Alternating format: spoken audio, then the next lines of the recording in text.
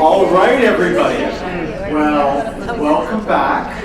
We are excited to have a second panel on human rights, constitutional rights, and cognitive liberty. I again would introduce people just before they speak. Our first speaker is going to be Dr. Christoph Bublitz from the University of Hamburg, who's going to be talking about freedom of thinking and becoming, psychedelics, the Forum Internum, and Article 18. Christoph, you've got the floor. Thank you very much, and thank you for the invitation.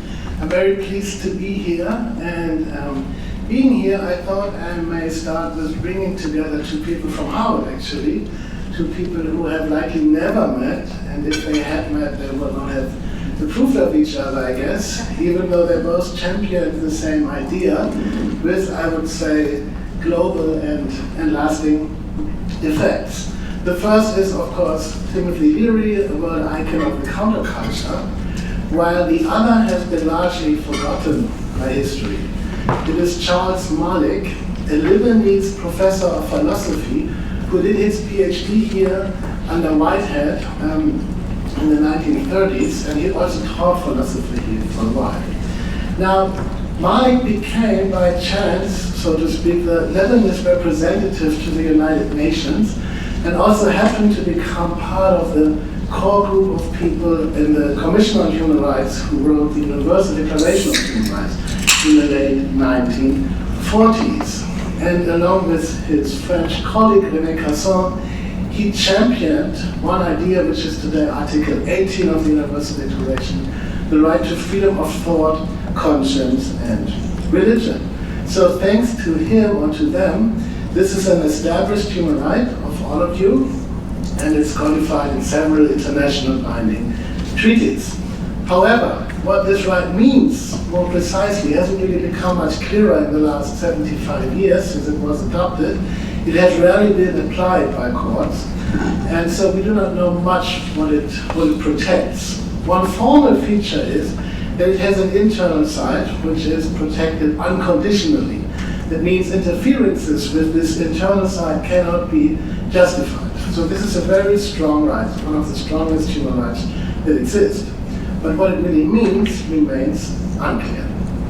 In the preparatory work of the Declaration, you find references to ideas such as inner freedom, and that is, of course, a phrase that Leary was also using, even though Malik might not have meant what Leary implied.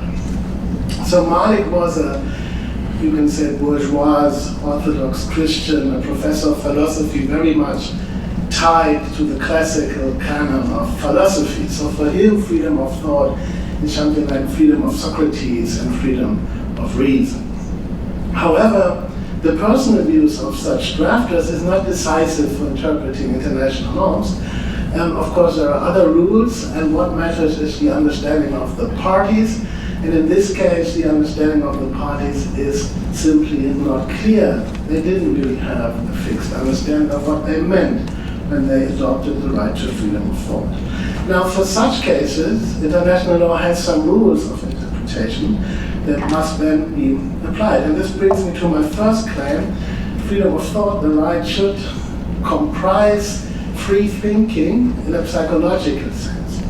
This follows from the rule that terms should be given the ordinary meaning unless we have special agreements, which we do not have in this case. So freedom of thought is surely a multifaceted term, but it seems to at least also comprise, one aspect seems to be free thinking in a straightforward psychological sense. Now, I cannot provide you a definition of what free thinking means more precisely, but there are some evident counterexamples, for instance, obsessive, compulsive thought, or being stuck in these patterns and circles, all of these kind of things. That seems to be unfree thought. And by contrast, one could understand free thinking, things like flexibility of thought, openness to new arguments, out-of-the-box thinking, those kind of modes of thought. Now, if there are means and methods to enable those modes of thought, I would think under certain further conditions, one can say that the right to freedom of thought should actually protect their use. Now, psychedelics, as you would imagine, might be such means, at least if we look at the dominant model, perhaps the Rebus anarchic brain model. it's very explicit about the relaxation of top-down beliefs, and Carhart, Harris, and Friston even explicitly speak about the liberation, quote, of brain and mind function. Now, this is, of course, an empirical question we can argue about, but if that is true, I think deploying psychedelics for free thinking may fall under this right, even though one may, and I would suggest, in light of the conservative idea of freedom of reason, put some further constraints on it, which, for instance, might mean that such tools should not be epistemically detrimental, that is, they should not foster false beliefs, so some of the delusional and hallucination aspects might not fall under the right. But still, some users of psychedelics would qualify. So the legal argument that's working in the background, and I would like to hear critical comments about it, is that if there is quite a literal application of a legal term, as in this case I think there is, it would be methodologically false to not use it and instead refer to some vague, diffuse concept which doesn't really have any practical application, as I think the law is currently interpreted does. Turning rights into practically and living effective rights, as a formulation by the European Court of Human Rights, would demand, I would suggest, an interpretation along the lines that I have just sketched. Okay, my second argument, 4 minutes, draws on, so I have a second argument, and that draws on the established interpretation of the freedoms of conscience and the religion, which are protected together in the same article.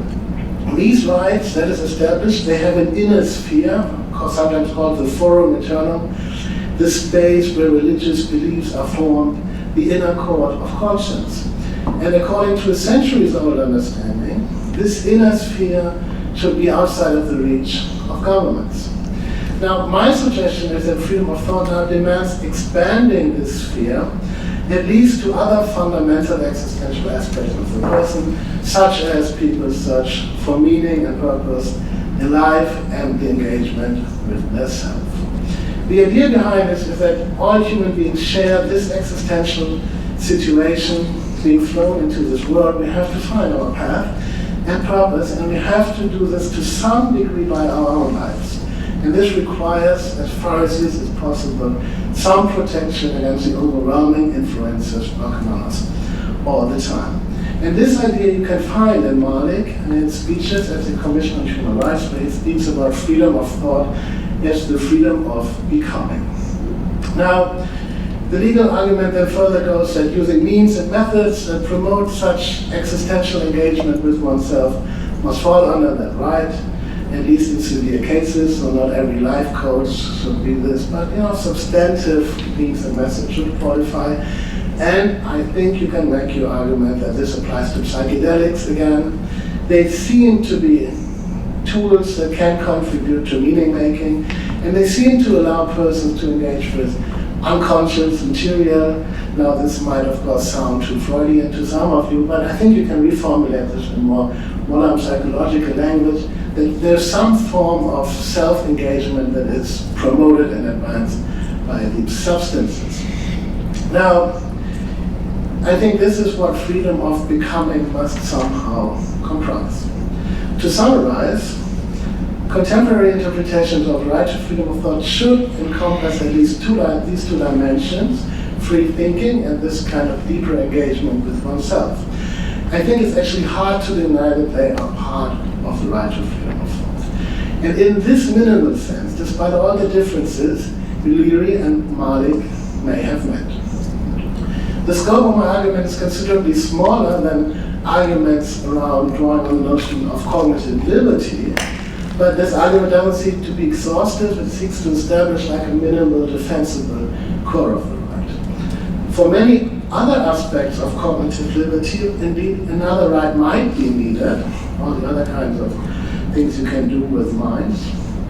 And I would like to end by drawing the attention to developments at the international level where such a right might be slowly emerging, not with respect to psychedelics, interestingly, but with respect to neurotechnologies. So the most important example of this is the OECD recommendation on responsible innovation in neurotechnology, that is soft law, and that is from 2019, but it is adhered to by 35 states, including the United States. And that recommendation demands showing, quote, due regard for human rights and societal values, especially privacy, cognitive liberty, and autonomy of individuals.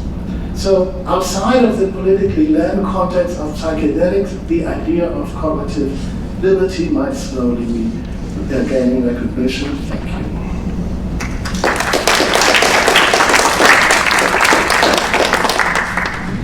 Take volunteers for questions. Maybe I'll use the moderator's privilege to ask a question to start while people think about their questions. It's a fascinating chapter. It seems to me that there's a negative liberty right here, which you might say somebody who has intrusive thoughts, for example, and consumed a psychedelic to avoid that. So there's something that's impinging their ordinary thinking process and wants that removed.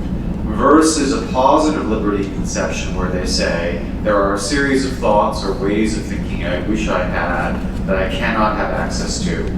And just the structure of the argument would be, because I have, as you say, an unconditional rights claim to that, you, state, may not deny me access to Y thing external to me in order to get that. So that's the structure of the argument. It struck me as a kind of a test case limiting principle, is imagine that there is a particularly offensive form of violent pornography or exposure to an image, and someone says, my freedom of thought encompasses the right to kind of think about this thing, and I can't think about it without this adjunct. And therefore, so I'm curious whether the same argument suggests that actually that would be parallel to what's going on here, whether there's something distinguishable with the psychedelic experience.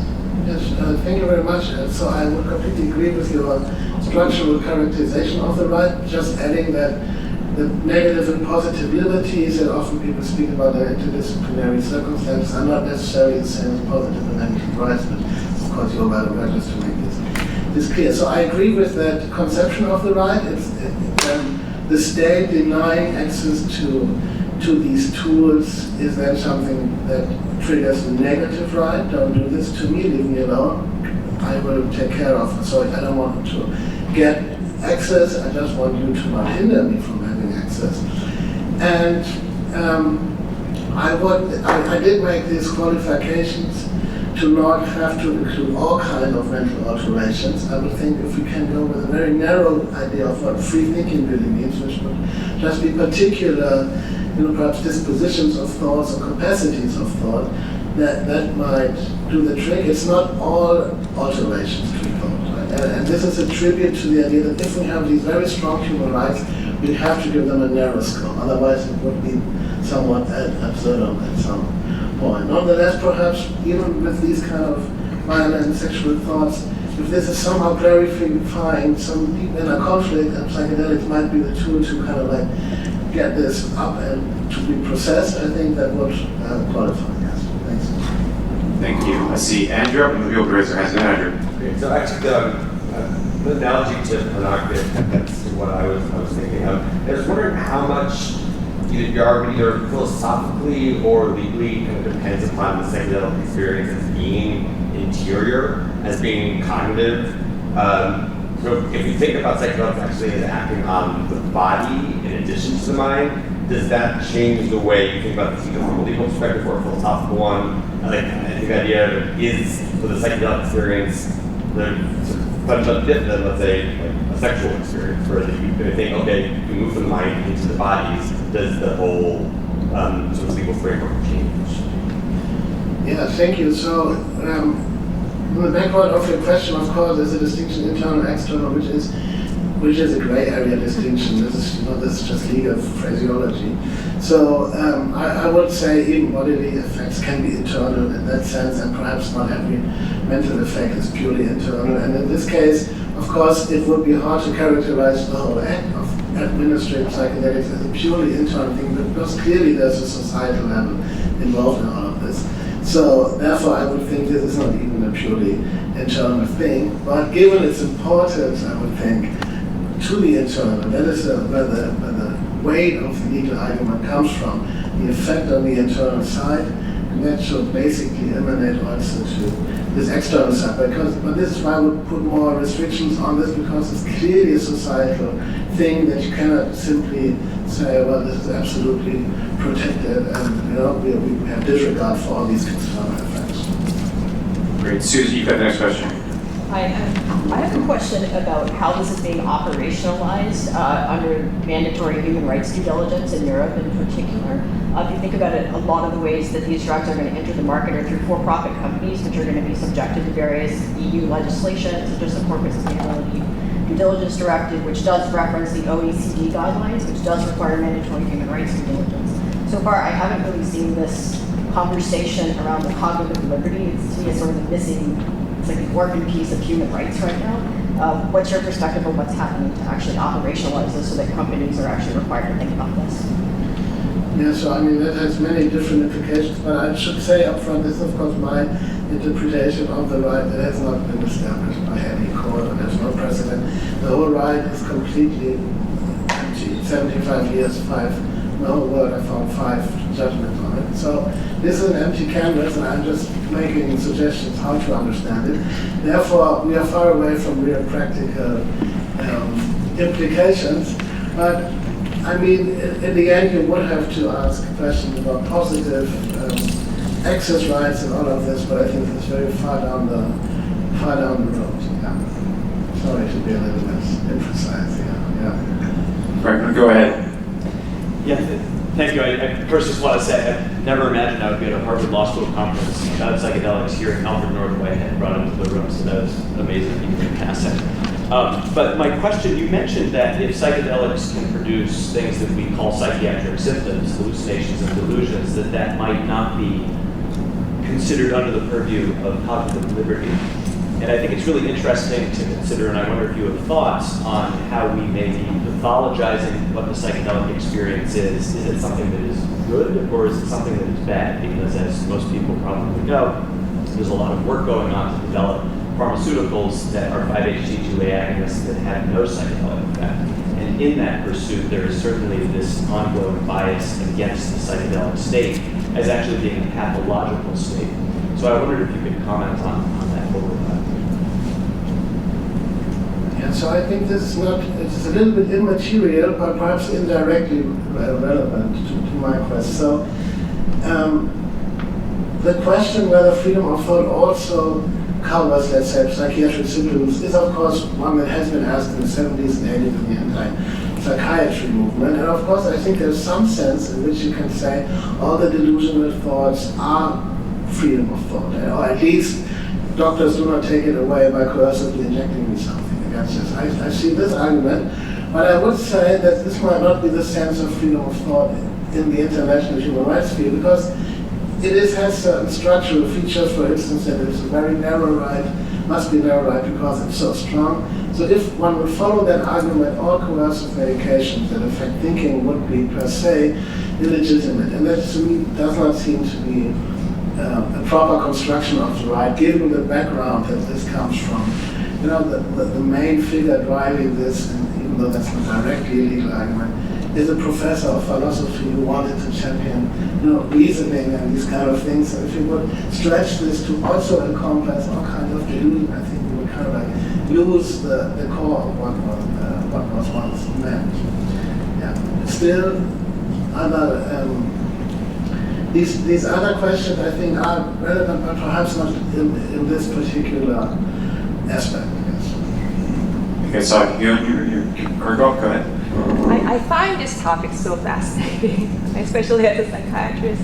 And in terms of this experience of perceptual disturbances or delusional thoughts, it is true. Either this is like pathological or not. Individuals they do have a right to have this kind of experience, either pathological or not, which is true, and that is just a civil right issue, right? However, kind of coming back to the question about malpractice, at some point, where we draw the line, things become sort of reaching that level of risk that can lead to certain kind of behaviors, actions that can be either disruptive or it can be risky for the individuals or others. And I was wondering if you have any thoughts about that. Yeah, so I mean, it's a complicated thing. So when does malpractice begin? I think we have to look always, is the person still competent or not? I mean, that's the first thing. And then if they are, then we are in all this informed consent, foreseeability of effect, these kind of debates, but I think we should really, perhaps we can do this later, look at a little bit of more concrete case descriptions to really see how this plays out. Sorry, yeah.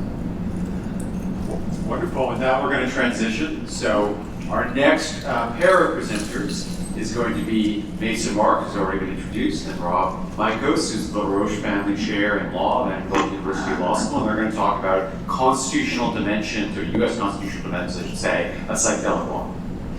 A very small topic, of course, in 10 minutes. Mason and I think statutes, of course, are important in drug law and policy, and in psychedelics law and policy in particular. The Food, Drug, and Cosmetic Act, of course, comes to mind with the FDA advisory panel's recent opinion, with the recent marijuana rescheduling decision. The CSA comes to mind, the Controlled Substances Act. But we really want to focus more attention on the Constitution and constitutional doctrines and the important role that they play in sort of shaping our drug policy. And by Constitution here, we literally mean just about everything. Can't cover it in 5,000 words, of course, but we mean both structural constitutional law, the doctrines having to do with federalism and the relationship between the states and the federal government, as well as the relationship among the different branches of the federal government, but also individual rights as well. And we think that we need to pay more attention to these constitutional law doctrines because they really help to explain some of the peculiar features of drug policy that we have now. Those features can't be explained simply by considerations of politics or public health considerations. We need to understand the Constitution as well, not only to understand what we have now in terms of our drug policy, but also to understand what could be in the future. And I'll give just a couple of examples, and then Mason's going to dive into another one in more detail in a moment. So one example I want to call to mind really harkens back to one of the concerns that Franklin mentioned on the last panel, which is physician liability for treating patients with a substance that is a Schedule I controlled substance under the CSA. There is a way to diffuse that concern. The states figured it out, and it is based on the Constitution. What the states did when it came to medical marijuana, when they were first adopting their medical marijuana reforms, they did something a little peculiar with physicians. Technically speaking, physicians do not prescribe marijuana under state law. Instead, what they do is they recommend it to their patients. They sound like semantics. I think it really is. But legally speaking, there's an important difference. Because if you are a physician and you merely recommend marijuana to a patient, you have a First Amendment free speech right to do that. And the states understood that, or at least they understood sort of the way that the Ninth Circuit would view that particular right. Whereas if you prescribe a drug to a patient, now it looks like you're aiding and abetting the patient and engaging in some behavior. So if that particular drug is forbidden under federal law, the possession and use of it are forbidden, that physician is now liable. And that's where the DEA could come in and yank their registration to prescribe controlled substances. This is why when you look at state medical marijuana laws, they only require recommendation, and that's very different in some respects. So all the physician has to do is say to a patient, you might benefit from the use of marijuana. They give no instructions whatsoever about what type of marijuana to use. They give no instructions whatsoever about dosing, how many times a day, how many milligrams of THC, and so on. It is very vague, but states had to do that in order to tap into this constitutional right, protect physicians. States wanted physicians to play a role. The only way they could do that was to understand the metes and bounds of this constitutional right. It may not translate well into the psychedelics context. Maybe you don't want physicians merely recommending psychedelics to patients, but it's at least a way that states have exploited this. The other doctrine I want to very briefly call to mind is the Dormant Commerce Clause, which is a weird provision of federal constitutional law that constrains state power. Rather than empowering states, it actually cabins their power. And this is playing an increasing role in the drug law context because lots of states want to privilege their local industries for a variety of reasons. They have social equity concerns. They want to help indigenous populations within the state get a leg up in this business. But the Dormant Commerce Clause is a federal constitutional doctrine that may preclude that because it's basically a free trade principle. It basically says you can't keep product out from other states and protect your local markets. So without understanding these constitutional doctrines, I think the discussions about policy can be hollow and can be somewhat empty. So we want to call more attention to those. In the spirit of highlighting constitutional issues that are not at the fore in discussions of psychedelics, I'm going to focus in on the Establishment Clause. And I think when we talk about religious use of psychedelics, the Free Exercise Clause tends to come to mind, but the Establishment Clause doesn't immediately come to mind. I'm going to talk about a couple state examples of state rulemaking that where the Establishment Clause is relevant. And I want to say it's been a great honor to work with Rob on this project and a lot of fun. So the Establishment Clause is the very first clause of the First Amendment. It says Congress shall make no law respecting an establishment of religion. It's before the Free Speech Clause, before the Free Exercise Clause. And like many parts of the Constitution, it's unclear what it's supposed to mean.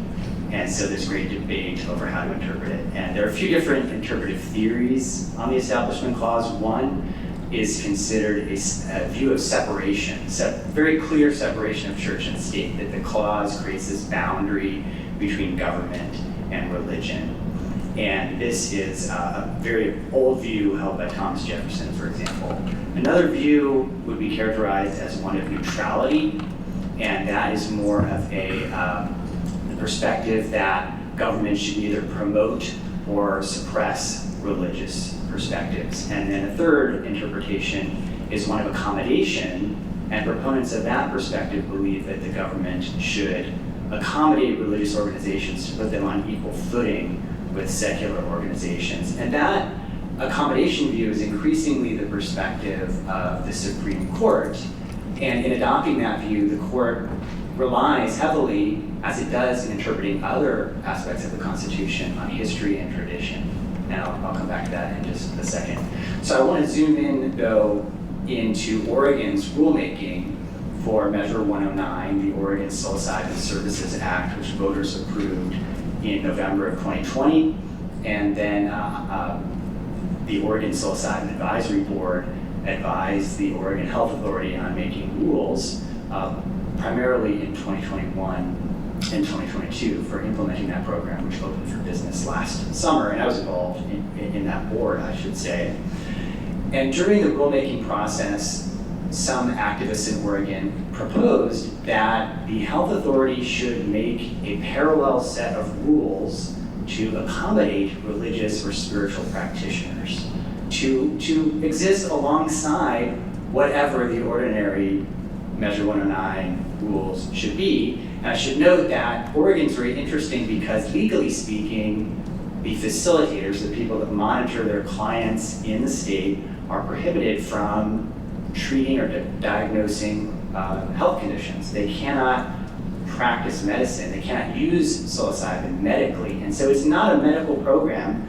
It's really kind of an open, blank slate that could be many things, potentially including religious or spiritual use. But there was this proposal to create a set of rules that specifically accommodated religious and spiritual practitioners. So there was a time allocated for this psilocybin board to contemplate this proposal. And when that time came, a public meeting, the meeting was opened with a closed-door executive session. For the first time, the board met behind closed doors with the Oregon Department of Justice. So this was not open to the public. The Department of Justice advises the board on legal matters. And you wouldn't know this until after the Department of Justice published a letter explaining its position on whether or not the board could even do this, the health authority could even create this parallel set of rules. And the Department of Justice felt that it could not because it would violate the Establishment Clause, that it would be to establish for the state to establish a religion effectively. So the Department of Justice took sort of the separationist view of the Establishment Clause and effectively shut down the conversation before it even began. Because when the board came out of this closed-door session, they had just been told effectively its constitution prohibits you from doing this, and so the board didn't even get around to having that discussion. I'll just say briefly that, to wrap up, Colorado appears to be taking the opposite approach. Instead of maintaining a clear separation of government and religion, they are actually, in their ongoing rulemaking process, creating a parallel path for licensure of legacy healers, people who practice in traditional or indigenous paths. And so they've created for themselves the unenviable role of having to make rules to govern religious and spiritual practitioners. And so if you take the separationist view, that would violate the Establishment Clause. If you take the accommodation view, you would say no, that's perfectly permissible, perhaps even necessary, what they're doing in Colorado. Thank you.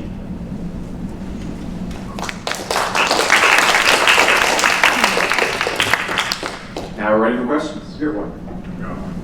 I'm really glad you brought up the Establishment Clause. This is something that's really interesting to me, and some of the reading I've done about previous cases with psychedelic churches and how they determine whether religions are legitimate in the eyes of the law. So from the perspective of the from the perspective of constitutional law, what do you make of the DEA's sort of de facto role in determining the legitimacy of religious beliefs, and how do you view that issue of determining the genuineness of religion, of claims to religious beliefs for use of psychedelics more broadly? It's a good question. The Constitution is blind towards that, and it's agnostic towards what type of religion, or whether it's a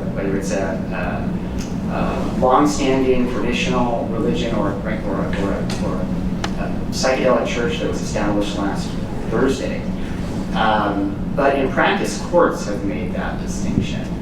And there was a case, I'm blanking on the name right now, but where this came up.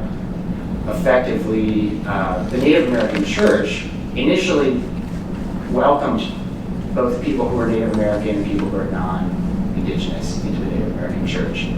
And in the mid-20th century, I think 1960s, there was a movement to exclude non-Indigenous people from the Native American Church. And so there was a case challenging this, and the court effectively distinguished between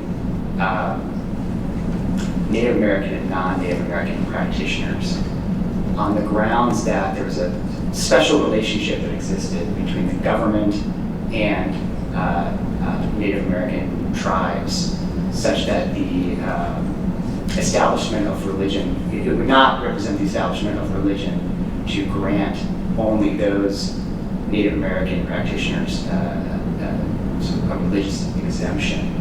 So the Constitution doesn't distinguish between these religious groups. It is done in practice by courts, and as you mentioned, the DEA, but I would say there's no constitutional basis for it. Hey, Victoria, you got your credit? Yeah, thank you for writing this. I think it's really important. I'm wondering, Robert, you mentioned specifically Dormant Commerce Clause, and then there's also Commerce Clause, Gonzalez v. Wright, Supreme Court even precedent related to licensing residency requirements or interstate commerce, including intrastate drug activity.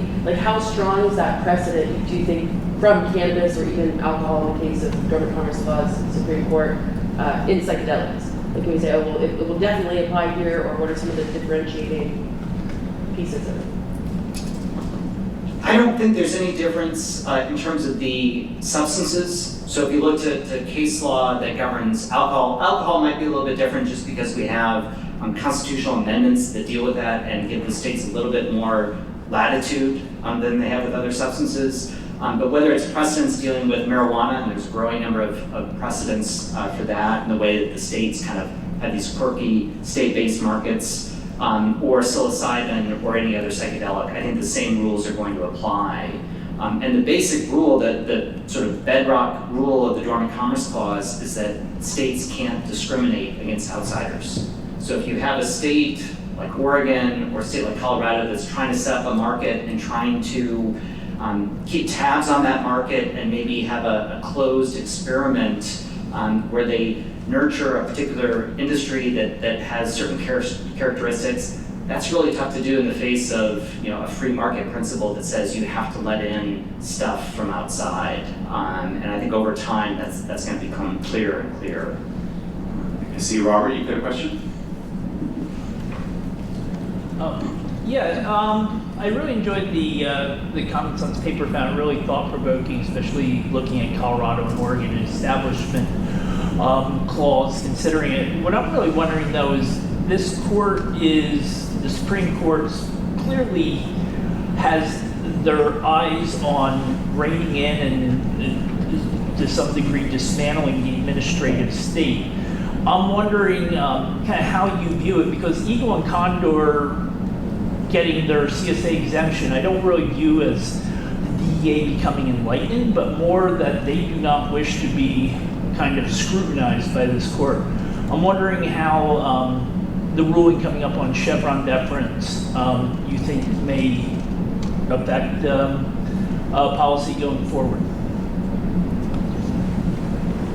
I think it's difficult to read much into that Eagle and Condor case because there was no real. Do you want to say what it is for people who don't know or not as in? Yeah, so there are very few religious organizations that have an exemption to the Controlled Substances Act to import and possess psychedelics. Really, there are, I guess, including Eagle and Condor, I guess now there are 3, I believe. But the initial 2.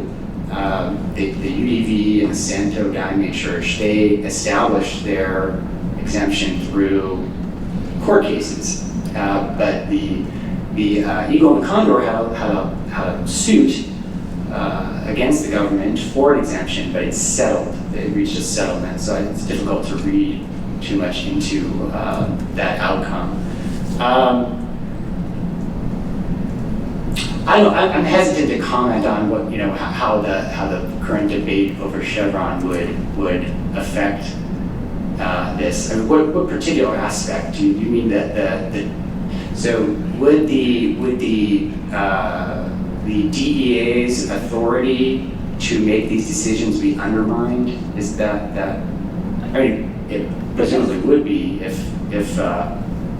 we discarded Chevron deference. I guess I'm thinking about like scheduling decisions and kind of how they have developed their sort of notions on how they go about examining scheduling, things like that. And I know in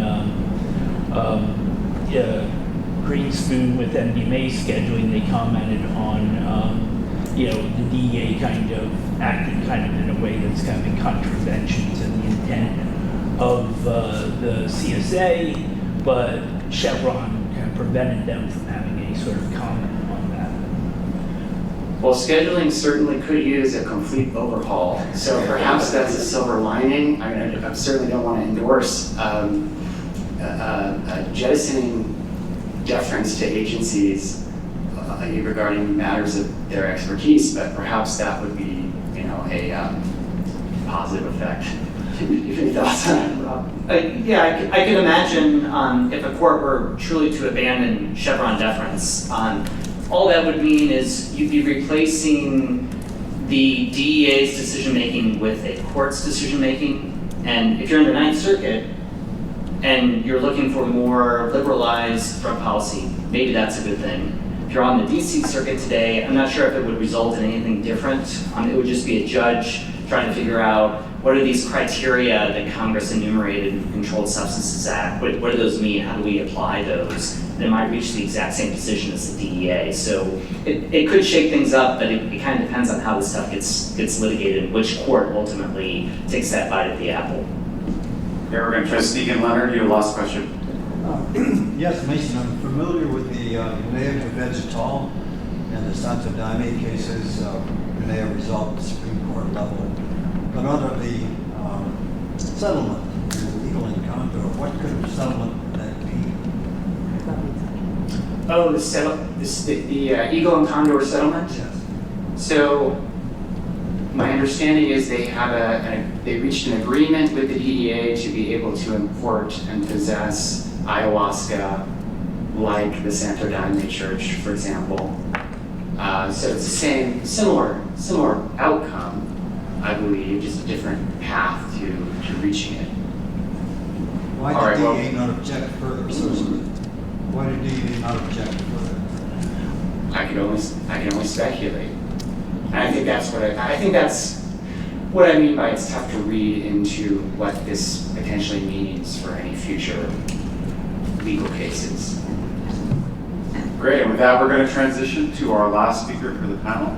We've got Logan Itzke-Skrull, the postdoctoral associate at the Center for Medical Ethics and Health Policy at Baylor College of Medicine, talking about cognitive liberty in an era of psychedelic biomedicalization. Thank you. I'd like to thank the organizers for giving me the opportunity to contribute to this event. As someone who went to New York to analyze Timothy Leary's papers, it's a bit surreal to take part in this discussion on the same campus where his research and antics stoked some of the cultural conflict that left us with the legal and institutional legacy that we're currently here to discuss. So thank you for this opportunity.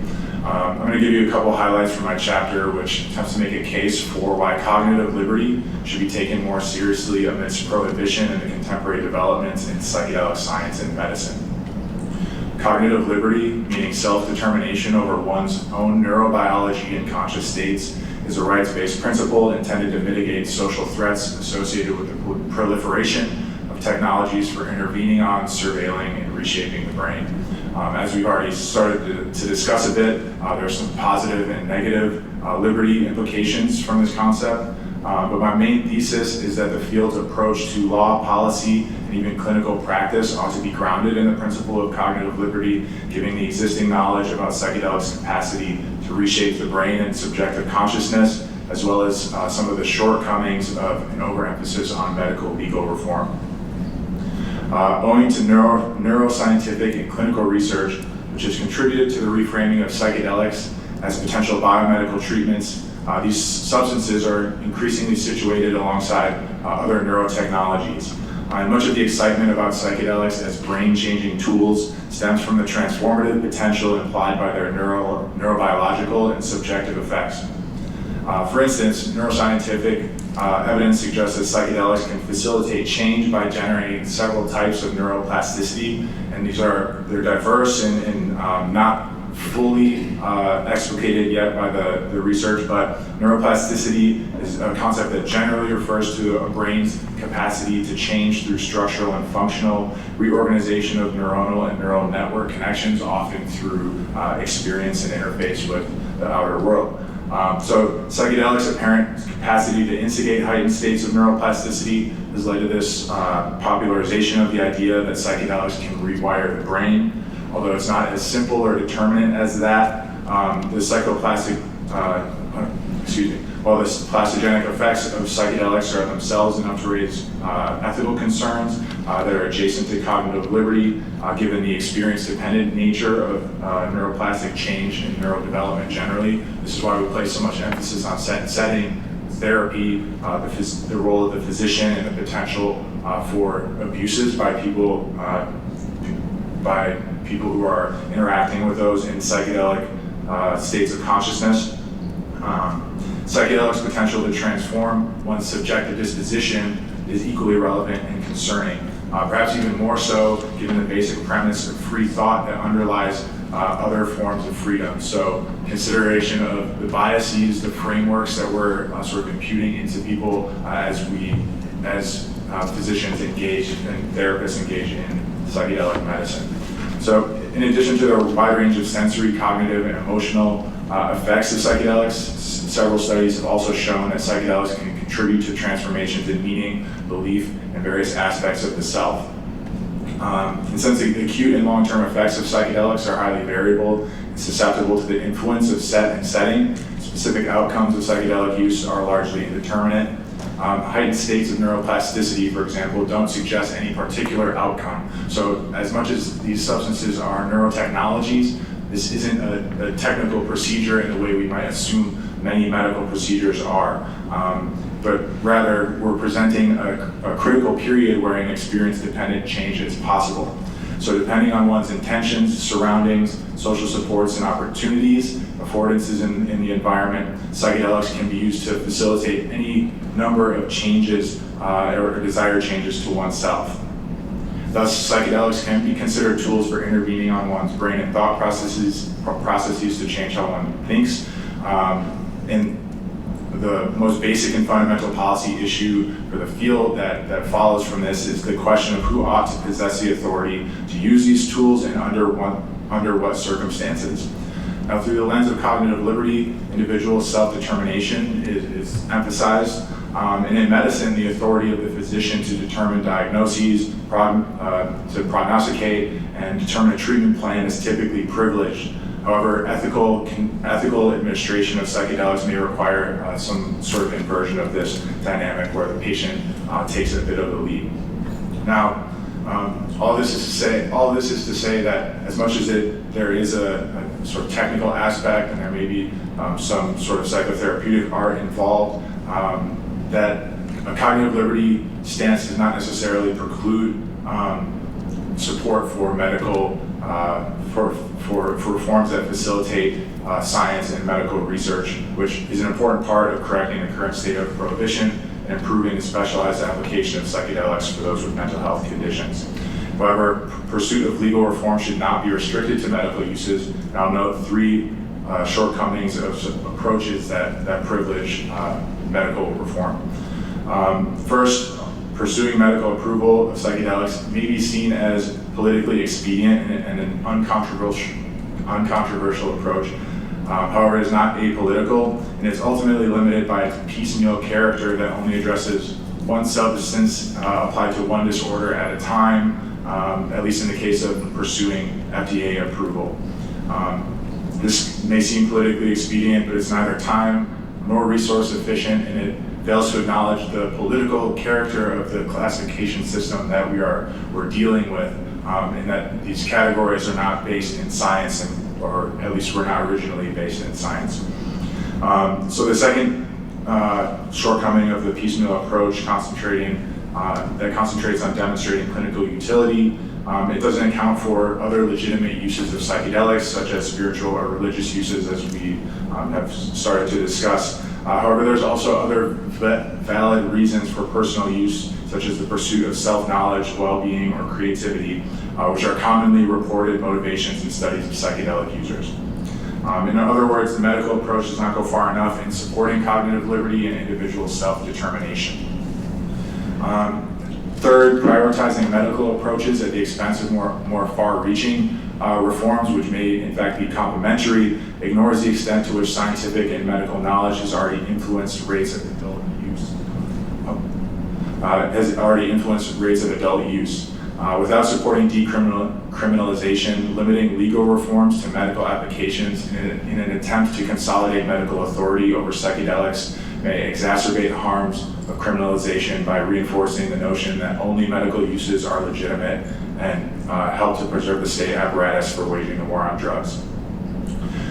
So my time is running out, and I've tugged on a lot of threads here, so I just want to end briefly by mentioning some of the merits of pursuing cognitive liberty as a unifying principle to guide the field's pursuit of legal change. In general, I think it's important to pursue some common value, to attempt to pursue some common value to orient efforts as a field, a scientific field, and maybe a scientific movement generally, especially when it comes to drug policy, which is notably moralistic and over the course of time has eroded a number of our constitutional liberties. While scientific research may help to understand the extent of psychedelics' effects, their efficacy in specialized applications, for example, science can say nothing about the normative question of who ought to have the authority to act on the brain and facilitate shifts in consciousness using psychedelics. Medical professionals may be more equipped to institute psychedelics for purposes of treating severe mental illness, for example. However, it says nothing of the safety or efficacy of religious use, especially in relation to practices that have occurred for several years.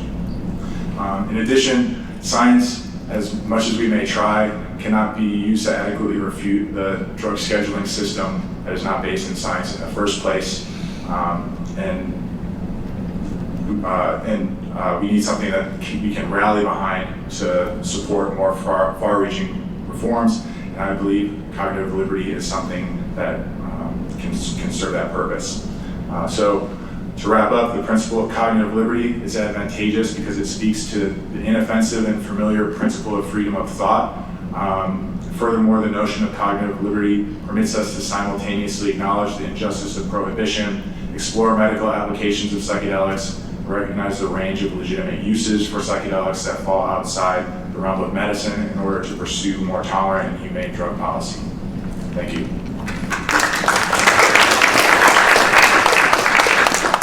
All right, we're going to have some time for questions, but I wanted just to start with one of my own, which is to say, is it right, an implication of the way the argument is structured, that this form of an argument for psychedelic liberalization of access doesn't do that much to distinguish psychedelics from other drugs? And if that is right, is that a bug or a feature in terms of your perspective?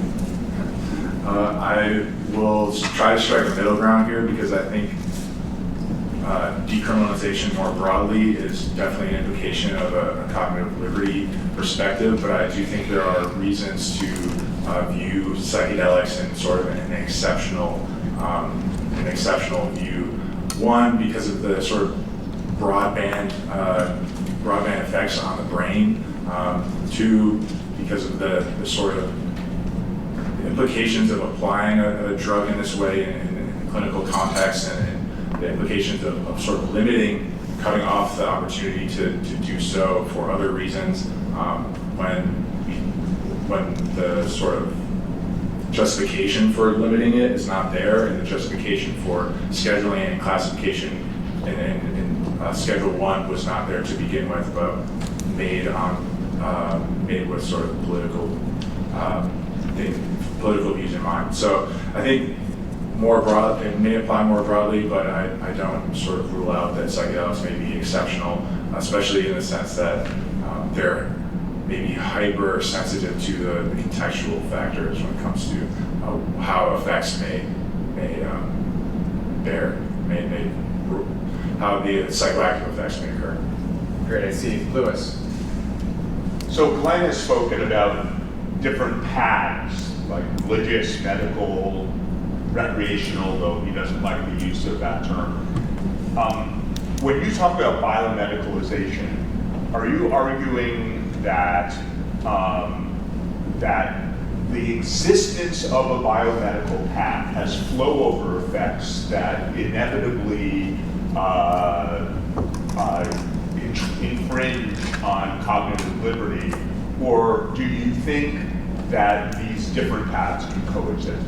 I think that they can coexist and that they should sort of rally around broader reform. And I think that the way that the science has progressed and the sort of like broader movement around psychedelics has progressed, our sort of understandings have been shaped by other processes of biomedicalization that may sort of lead us to consider health more. We believe that these are tools or technologies for transforming people, but it's not the only frame that we can sort of view them through. And we also understand some of the sort of folly of our current classification system. So it's sort of within the interest of everyone to move forward in a broader, with broader goals in mind. And also cognitive liberty in itself, I try to draw this out in the chapter a little bit more, is maybe an essential ethical guide or sensitizing concept for clinical practice with psychedelics, because we don't want to recreate any of the sort of mishaps of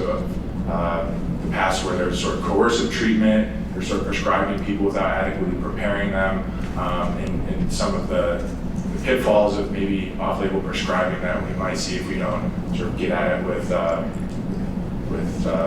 these things in mind, and sort of trying to elevate or foreground individual autonomy and self-determination when deciding when we're treating people for something like tobacco use or addiction or something, not to be overly moralistic in prescribing certain goals or developing certain treatment goals and things along those lines. I mean, just a quick follow-up. A lot of the medicalization scholarship, which, for example, is present in abortion scholarship, use medicalization as an imperialistic concept, one that can't easily coexist with other notions.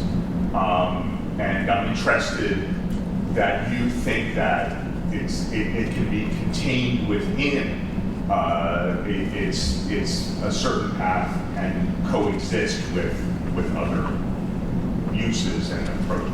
Yeah, I think that it can, but I'm an optimist. I think it will require maybe physicians, and because the medicalization in general is all about the expansion of medical authority and bring human conditions under their purview, which they may or may not have actually had the adequate toolkit to treat in the first place, which coincidentally psychedelics are effective for treating several of those conditions.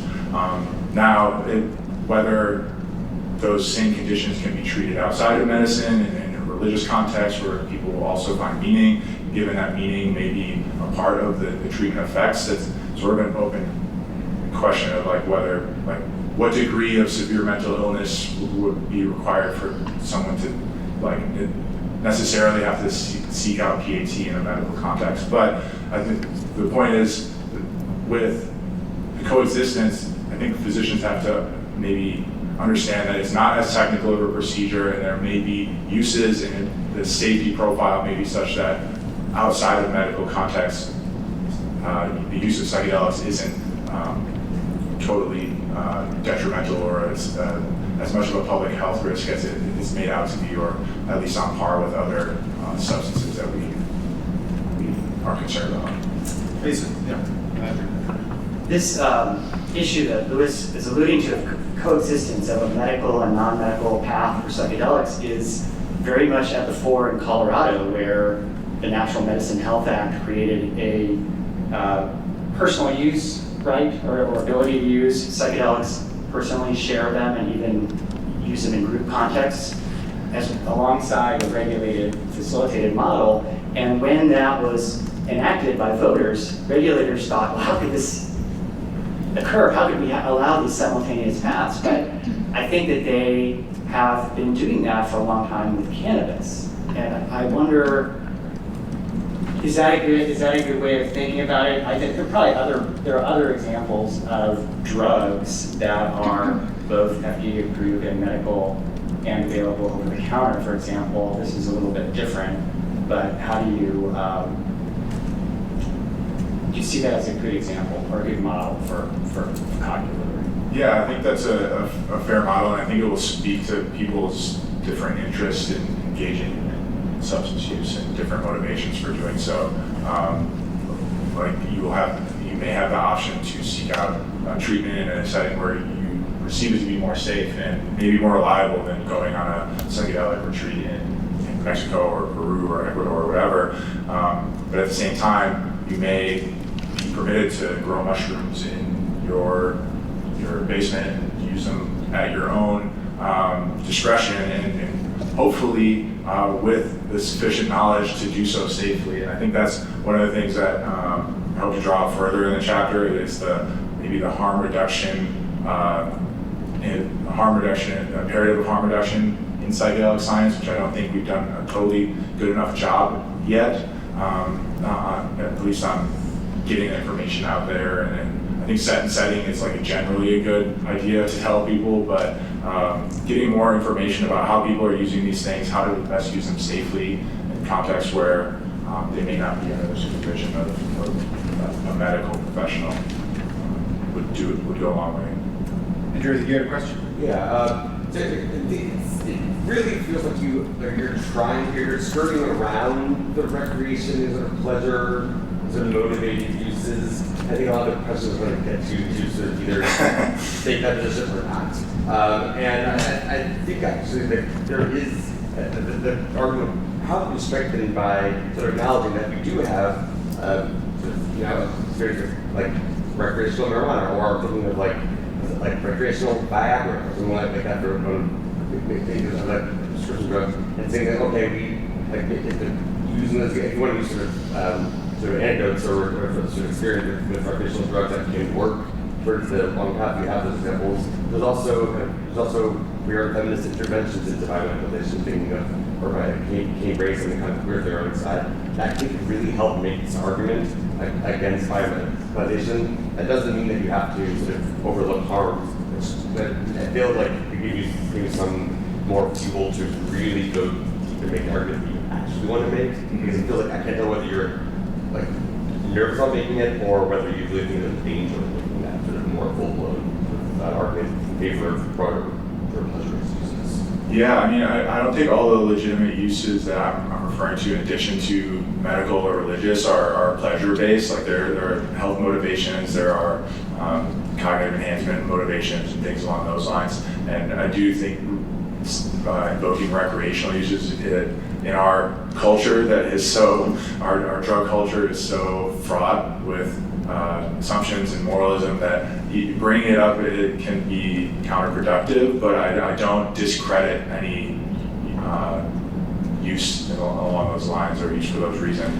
But you're right, we do have a lot of parallel examples or cases that we can look to, like Amsterdam and other countries where these substances are readily available and it's not it's not a chaotic situation that some sort of prohibitionist might have you believe. So, Great, let's give it the last word. Big round of applause for the panelists.